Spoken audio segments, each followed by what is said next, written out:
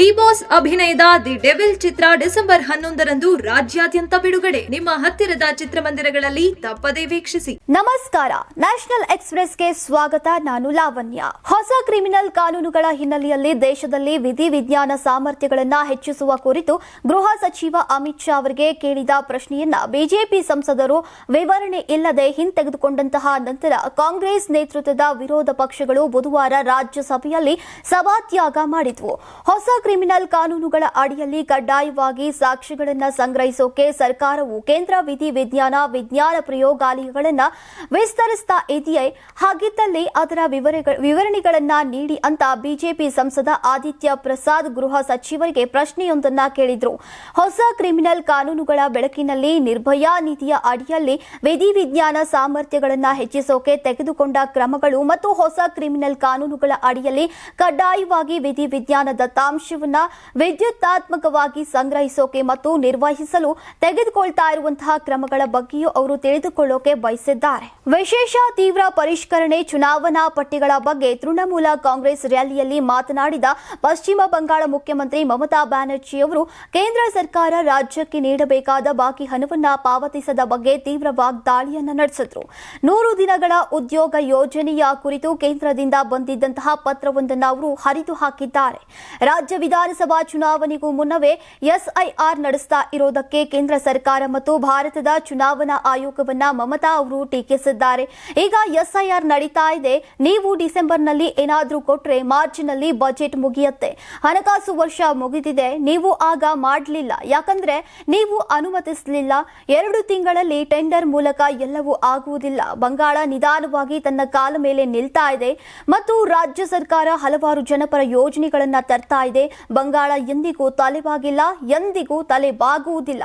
ಬಂಗಾಳ ತಲೆ ಎತ್ತಿ ನಡೀತಾ ಇದೆ ಅಂತ ತಿಳಿಸಿದ್ದಾರೆ. ಹಿಂದುತ್ವ ಸಿದ್ಧಾಂತವಾದಿ ವಿ.ಡಿ. ಸಾವರ್ಕರ್ ಅವರ ಹೆಸರಿನಲ್ಲಿ ನೀಡುವ ಪ್ರಶಸ್ತಿಗೆ ಅನುಮತಿ ಇಲ್ಲದೆ ನನ್ನ ಹೆಸರನ್ನ ಘೋಷಿಸಲಾಗಿದೆ. ಇದು ಬೇಜವಾಬ್ದಾರಿ ವರ್ತನೆ ಅಂತ ಕಾಂಗ್ರೆಸ್ ಸಂಸದ ಶಶಿ ತರೂರ್ ಬುಧವಾರ ಅಸಮಾಧಾನವನ್ನ ವ್ಯಕ್ತಪಡಿಸಿದ್ದಾರೆ. ಪ್ರಶಸ್ತಿ ನೀಡುವ ಸಂಸ್ಥೆಯ ಕುರಿತು ಸ್ಪಷ್ಟ ಮಾಹಿತಿ ಇಲ್ಲದಿದ್ದರೆ ಪ್ರಶಸ್ತಿಯನ್ನ ಸ್ವೀಕರಿಸುವುದಿಲ್ಲ ಹಾಗೂ ಕಾರ್ಯಕ್ರಮದಲ್ಲಿ ಭಾಗಿಯಾಗುವುದಿಲ್ಲ ಅಂತ ಸ್ಪಷ್ಟನೆ ನೀಡಿದ್ದಾರೆ. ಸಾಮಾಜಿಕ ಮಾಧ್ಯಮ ವೇದಿಕೆ ಎಕ್ಸ್ನಲ್ಲಿ ಪೋಸ್ಟ್ ಅನ್ನು ಹಂಚಿಕೊಂಡಿರುವಂತಹ ತರೂರ್, ವೀರ ಸಾವರ್ಕರ್ ಪ್ರಶಸ್ತಿಗೆ ನನ್ನನ್ನು ಆಯ್ಕೆ ಮಾಡಲಾಗಿದ್ದು ದೆಹಲಿಯಲ್ಲಿ ಇಂದು ಪ್ರದಾನವನ್ನ ಮಾಡಲಾಗ್ತಾ ಇದೆ. ಈ ವಿಚಾರವು ಮಾಧ್ಯಮಗಳಿಂದ ಗೊತ್ತಾಯಿತು. ಸ್ಥಳೀಯ ಸಂಸ್ಥೆ ಚುನಾವಣೆಯಲ್ಲಿ ಮತ ಚಲಾಯಿಸುವ ಸಲುವಾಗಿ ಕೇರಳಕ್ಕೆ ಬಂದಿದ್ದೇನೆ ಅಂತ ತಿಳಿಸಿದ್ದಾರೆ. ಹಾಗೆಯೇ ಅನುಮತಿ ಪಡೆಯದೆ ನನ್ನ ಹೆಸರು ಘೋಷಣೆ ಮಾಡಿದ್ದಾರೆ. ಪ್ರಶಸ್ತಿಯ ಬಗ್ಗೆ ನನಗೆ ಗೊತ್ತಿಲ್ಲ, ಅದನ್ನ ಸ್ವೀಕರಿಸುವುದಿಲ್ಲ ಅಂತ ಖಚಿತಪಡಿಸಿದ್ದಾರೆ. ತರೂರ್ ಹೇಳಿಕೆಯ ಬೆನ್ನಲ್ಲೇ ಸಂಘಟಕರು ಈಗ ಪ್ರತಿಕ್ರಿಯೆ ನೀಡಿದ್ದಾರೆ. ತರೂರ್ ಅವರಿಗೆ ಈ ವಿಚಾರವನ್ನ ಮೊದಲೇ ತಿಳಿಸಿದ್ವು ಅಂತ ಎಚ್ಆರ್ಡಿಎಸ್ ಕಾರ್ಯದರ್ಶಿ ಆರ್ಜಿ ಕೃಷ್ಣನ್ ಅವರು ಸುದ್ದಿ ವಾಹಿನಿಯೊಂದಕ್ಕೆ ತಿಳಿಸಿದ್ದಾರೆ. ಡಿಸೆಂಬರ್ 9ರಂದು ವಿಮಾನಯಾನ ಕಾರ್ಯಾಚರಣೆಗಳು ಮತ್ತೆ ಮೊದಲಿನಂತೆ ಆಗಿವೆ ಅಂತ ಮುಖ್ಯ ಕಾರ್ಯನಿರ್ವಾಹಕ ಅಧಿಕಾರಿ ಪೀಟರ್ ಎಲ್ಬರ್ಸ್ ಹೇಳಿದ್ರು. ಈಗ ಇಂಡಿಗೋ ಬುಧವಾರ 60ಕ್ಕೂ ಹೆಚ್ಚು ವಿಮಾನಗಳನ್ನು ರದ್ದುಗೊಳಿಸಿದೆ. ಇಂಡಿಗೋ ಬುಧವಾರ ಬೆಂಗಳೂರು ವಿಮಾನ ನಿಲ್ದಾಣಕ್ಕೆ ಆಗಮಿಸುವ 35 ಮತ್ತು ನಿರ್ಗಮಿಸುವ 26 ಸೇರಿದಂತೆ ಒಟ್ಟು 61 ವಿಮಾನಗಳನ್ನು ರದ್ದುಗೊಳಿಸಿದೆ ಅಂತ ಮೂಲಗಳು ತಿಳಿಸಿವೆ. ಮಂಗಳವಾರ ಕೇಂದ್ರ ಸರ್ಕಾರವು ಇಂಡಿಗೋದ ಚಳಿಗಾಲದ ವಿಮಾನ ವೇಳಾಪಟ್ಟಿಯಲ್ಲಿ 10% ಅಥವಾ ದಿನಕ್ಕೆ ಅನುಮೋದಿಸಲಾದ ಸುಮಾರು 2200 ವಿಮಾನಗಳಲ್ಲಿ ಸುಮಾರು 220 ವಿಮಾನಗಳನ್ನು ಕಡಿತಗೊಳಿಸಿದ ನಂತರ ಹೇಳಿಕೆ ಬಿಡುಗಡೆ ಮಾಡಿದ್ದ ಸಂಸ್ಥೆಯ ಮುಖ್ಯ ಕಾರ್ಯನಿರ್ವಾಹಕ ಅಧಿಕಾರಿ ಪೀಟರ್ ಅವರು, ಇಂಡಿಗೋ ಮತ್ತೆ ತನ್ನ ಕಾರ್ಯಾಚರಣೆಯನ್ನ ಆರಂಭಿಸಿದೆ ಮತ್ತು ನಮ್ಮ ಕಾರ್ಯಾಚರಣೆಗಳು ಸ್ಥಿರವಾಗಿವೆ ಎಂದಿದ್ರು. ಈಗ ಲಕ್ಷಾಂತರ ಗ್ರಾಹಕರು ಈಗಾಗಲೇ ತಮ್ಮ ಪೂರ್ಣ ರೀಫಂಡ್ ಪಡೆದಿದ್ದಾರೆ. ಇನ್ನು ನಮ್ಮ ಇಡೀ ಇಂಡಿಗೋ ತಂಡವು ತುಂಬಾ ಶ್ರಮಿಸ್ತಾ ಇದೆ. ವಿಮಾನ ರದ್ದಾಗಿದ್ದರಿಂದ ಸಂಕಷ್ಟಕ್ಕೆ ಸಿಲುಕಿದ್ದಂತಹ ಪ್ರಯಾಣಿಕರನ್ನ ನೋಡಿಕೊಂಡಿದೆ. ಲಗೇಜ್ ಅನ್ನ ಸರಿಯಾದ ಮಾಲೀಕರಿಗೆ ಹಸ್ತಾಂತರಿಸಲಾಗಿದೆ ಅಂತ ಅವರು ಹೇಳಿದ್ದಾರೆ. ಆದರೆ ಇಂದು ಮತ್ತೆ 60ಕ್ಕೂ ಹೆಚ್ಚು ವಿಮಾನಗಳು ರದ್ದಾಗಿವೆ.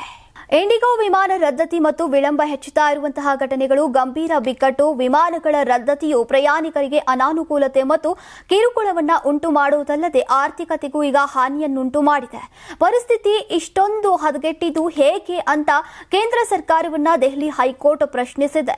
ಸಾಮಾನ್ಯವಾಗಿ ಸುಮಾರು 5,000 ರೂಪಾಯಿಗಳಷ್ಟು ಬೆಲೆಯ ಟಿಕೆಟ್ಗಳಿಗೆ 40,000 ರೂಪಾಯಿಗಳಷ್ಟು ಹೆಚ್ಚಿನ ದರವನ್ನ ವಿಧಿಸೋಕೆ ಇತರ ವಿಮಾನಯಾನ ಸಂಸ್ಥೆಗಳು ಹೇಗೆ ಅನುಮತಿ ನೀಡಲಾಯಿತು ಬಿಕ್ಕಟ್ಟು ಅಂತ ಕೇಳಿದ್ದಾರೆ.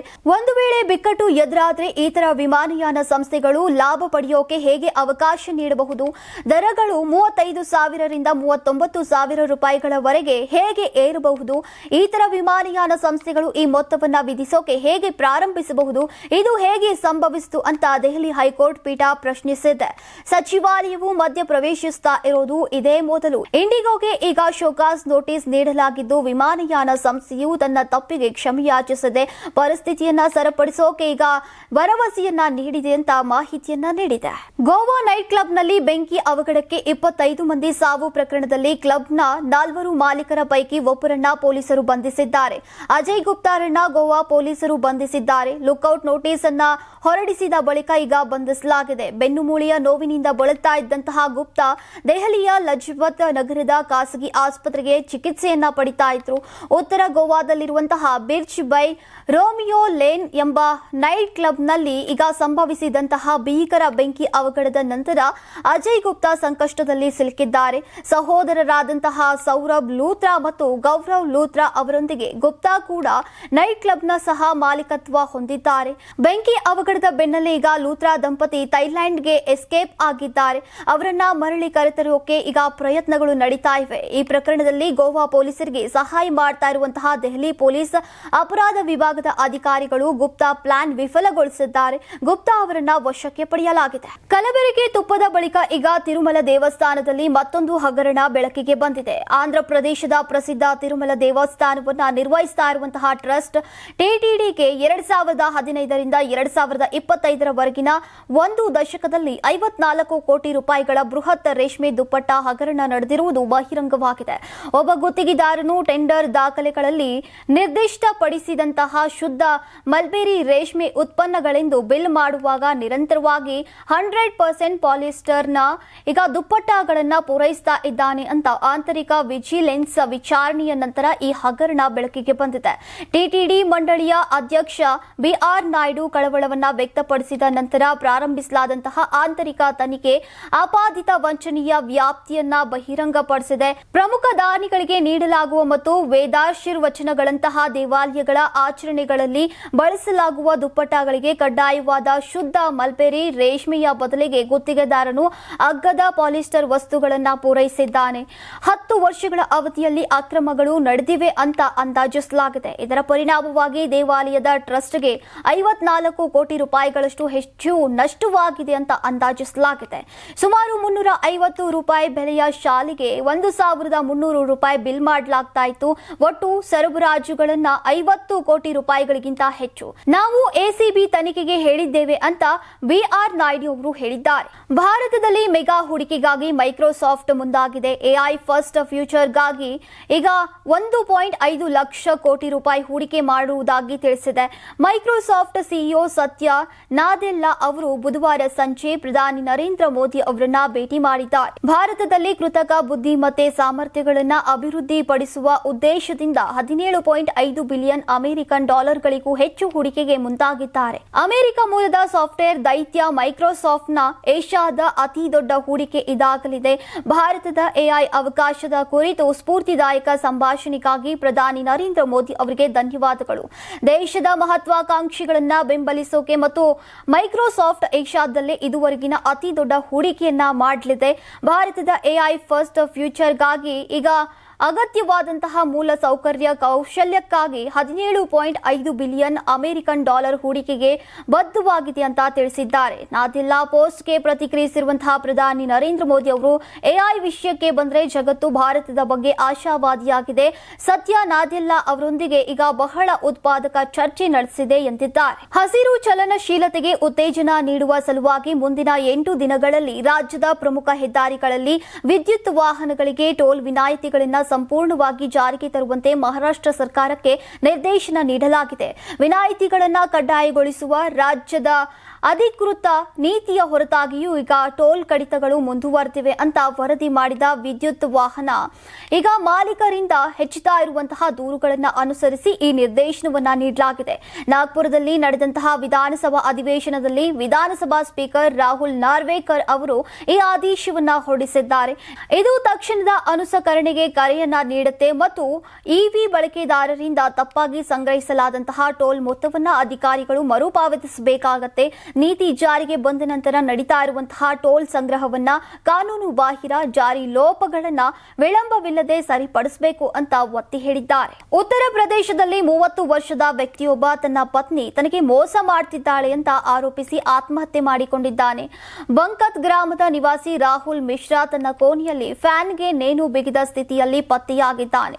ಕುಟುಂಬ ಸದಸ್ಯರು ಸಹಾಯಕ್ಕಾಗಿ ಕೂಗಿಕೊಂಡ ನಂತರ ಮಂಗಳವಾರ ಬೆಳಗ್ಗೆ ಪೊಲೀಸರು ಸ್ಥಳಕ್ಕೆ ಆಗಮಿಸಿ ರಾಹುಲ್ ಶವವನ್ನ ಮರಣೋತ್ತರ ಪರೀಕ್ಷೆಗೆ ಕಳುಹಿಸಿದ್ದಾರೆ. ಮೃತನ ತಾಯಿ ನೀಡಿದ ದೂರಿನ ಆಧಾರದ ಮೇಲೆ ಆತ್ಮಹತ್ಯೆಗೆ ಪ್ರಚೋದನೆ ನೀಡಿದ ಆರೋಪದ ಮೇಲೆ ಅವರ ಪತ್ನಿ, ಆಕೆಯ ಪ್ರಿಯಕರ ಶುಭಂ ಸಿಂಗ್ ಮತ್ತು ಅವರ ಅತ್ತೆಯ ವಿರುದ್ಧ ಪ್ರಕರಣ ದಾಖಲಾಗಿದೆ. ಇನ್ನು ತನಿಖೆಯ ಸಮಯದಲ್ಲಿ ಪೊಲೀಸರು ರಾಹುಲ್ ಫೋನ್ನಿಂದ 7 ನಿಮಿಷ 29 ಸೆಕೆಂಡ್ಗಳ ವಿಡಿಯೋವನ್ನ ಕಂಡುಕೊಂಡ್ರು. ಅದನ್ನ ಅವರು ಆತ್ಮಹತ್ಯೆ ಮಾಡಿಕೊಳ್ಳುವ ಕೆಲವೇ ಗಂಟೆಗಳ ಮೊದಲು ರೆಕಾರ್ಡ್ ಮಾಡಿದ್ದಾರೆ. ಇನ್ನು ವಿಡಿಯೋದಲ್ಲಿ ರಾಹುಲ್ ತನ್ನ ಹೆಂಡತಿ ತನಗೆ ಹೇಗೆ ಮೋಸ ಮಾಡ್ತಾ ಇದ್ಲು ಮತ್ತು ತನ್ನ ಮಗುವನ್ನ ಭೇಟಿಯಾಗೋಕೆ ಅವಕಾಶ ನೀಡ್ತಾ ಇಲ್ಲ ಅಂತ ವಿವರಿಸಿದ್ದಾನೆ. ನಾನು ಸಾಯೋಕೆ ಬಯಸುವುದಿಲ್ಲ, ಆದ್ರೆ ಬದುಕೋಕೆ ಯಾವುದೇ ಕಾರಣ ಇಲ್ಲ ಅಂತ ಮೃತ ವ್ಯಕ್ತಿ ವಿಡಿಯೋದಲ್ಲಿ ಹೇಳಿದ್ದಾನೆ. ಇನ್ನು ಈ ವಿಡಿಯೋ ಸಾಮಾಜಿಕ ಜಾಲತಾಣದಲ್ಲಿ ವೈರಲ್ ಆಗಿದೆ. ನೀವು ಸಣ್ಣ ಆಗ್ಬೇಕಲ್ವಾ? ಅದು ಒಂದು ಉತ್ತಮ ಆಹಾರದಿಂದ ಸಣ್ಣ ಆಗ್ಬೇಕಲ್ವಾ? ಪ್ರತಿದಿನ ನಮ್ಮ ಜೀನಿ ಸ್ಲಿಮ್ ನ ಯೂಸ್ ಮಾಡಿ ಯಾವುದೇ ಸೈಡ್ ಎಫೆಕ್ಟ್ ಇಲ್ದಂಗೆ ನೀವು ಸಣ್ಣ ಆಗ್ತೀರಾ.